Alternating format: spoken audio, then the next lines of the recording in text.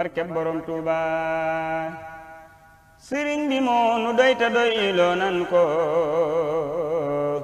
lum tànnalul murid yi nag suur nan ko sëriñ bi moo nu doy ta doyloo nan ko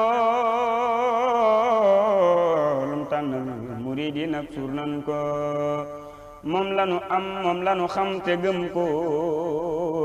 lu dul lu koy bégloo bu wér sib nan ko mooy làquwaay wi yàlla tànn fal ko muy wéeruwaay wi yàlla fob jiital ko rawantewul yàlla ko tànn ber ko